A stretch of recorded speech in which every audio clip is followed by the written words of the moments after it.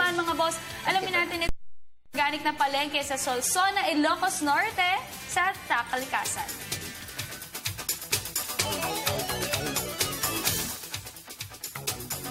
Good morning mga boss! Nandito tayo ngayong umaga sa Solsona Public Market. Dito yan sa may Ilocos Norte. At syempre para pag-usapan ng iba't ibang features ng public market na to, makakasama natin live na live dito sa Ilocos Norte ang president ng Solsona Public Market. Walang iba kundi si Miss Adelina Tauro. Magandang umaga po.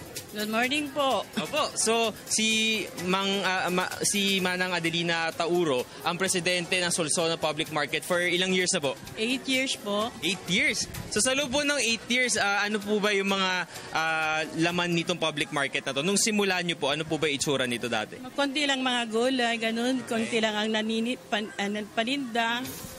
Mga bumibili, konti. Konti po. Pero ngayon pong nakaka-8 taon na po kayong presidente, ano na po ba ang itsura ng Solsona Public Market ngayon? Malaki na po. Malaki na po. Okay, so napansin ko po kanina, pag-akyat po namin, parang nakasegregate po lahat, nakaayos. Ano-ano po ba yung pagkakaayos ng public market na to? Dito po yung mga farmers dito sa organic na bahagi. Yan yung mga taga-ibang mga gaya ng mga dingras. Lawag, ganun po. Mga taga-outside Solsona. So, bakit po ba mahalaga na tangkilikin po yung mga organic na mga gulay? Ano po bang benefits ito sa katawan natin? Para lumakas ng katawan, ganun. Pero kamusta naman po yung mga presyo ng mga gulay? Sa ngayon po, medyo mahal konti ng mga paninda namin. Bakit po? Kasi mahal naman ang mga kuha namin, ganun. Tapos hindi naman seasonal ang kuwan ng mga gulay ngayon. Okay. Tapos tuwing kailan po dinadayo ng maraming tao ito pong palengke? Tuwing Martes at Sabado, sir. Martes at Sabado. Okay. And po, so ano po yung mga future plans niyo bilang presidente ng public market na to? Mas papagandahin niyo po ba? Opo. Mas maganda sana para matapos na rin ang kuwan namin. Palengke. Sige. So hindi pa po ito tapos? Hindi pa, marami pang Bigyan niyo po ng mensahe yung mga nanonood po sa atin na siyempre tangkilikin po yung mga gulay dito po sa Solsona. Bumili na kayo ng mga gulay dito sa Solsona at masarap ang gulay. Okay, masarap ang gulay dito sa Solsona. Muli nakasama natin ang president ng Solsona Public Market. Walang iba ni si Manang Adelina Tauro. Thank you po. Okay mga boss, sa pundong ito makakasama naman natin ang Market Inspector ng Solsona Public Market. Walang iba kundi si Ali John Daguasi. Magandang umaga sa'yo. Magandang umaga din po sa ating lahat, lalong-lalo na po sa ating mga kababayan dito sa Solsona. Okay po, so alam niyo po ba sa lahat ng mga palengkeng napuntahan ko, isa to sa pinakamalinis. So ngayon po bilang Market Inspector ng Public Market na to, ano po ba yung mga policies syempre na ini-implementa nyo dito? Unang-una po, kasi sir, bago tayo mag-implement na ng mga policies, ay yung disiplina muna natin ay manggagaling po mismo sa ating mga personnel dito sa market para po yung mga constituent natin ay may sundan po nila yon.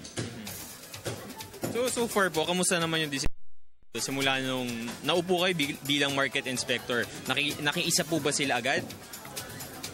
So far, nung naupo po tayong market inspector, 1 taon na po ang nakakaraan,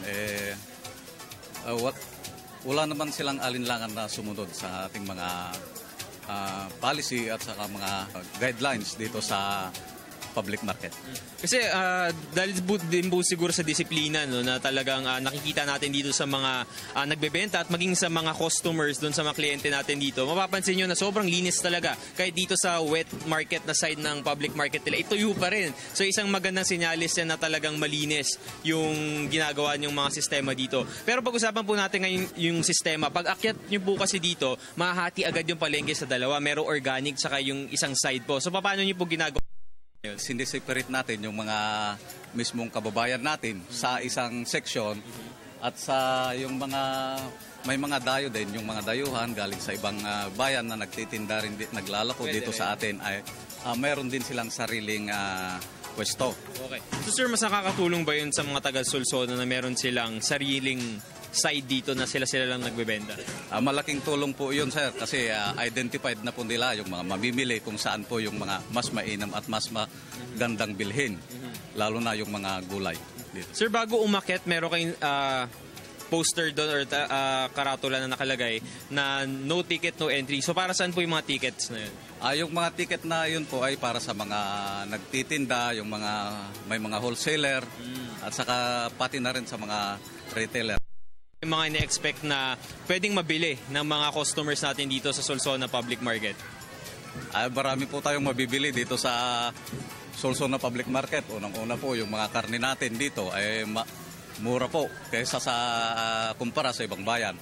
At saka yung mga ang pinagmamalakan namin dito na mga gulay ay safe na safe po sa ating mga kababayan. Organically grown na mga gulay. So dito lang po mismo sa Solsona tinatanim yun? Yes sir, yung mga mismong nagtitinda rin mismo ay produksyon nila yon at saka yung mga farmers din natin dito sa Solsona. Okay, maraming salamat po sa inyong panahon. Muli nakasama natin ang Market Inspector ng Solsona Public Market. Walang iba kundi si Mr. Ali Jandagwasi. Thank you po.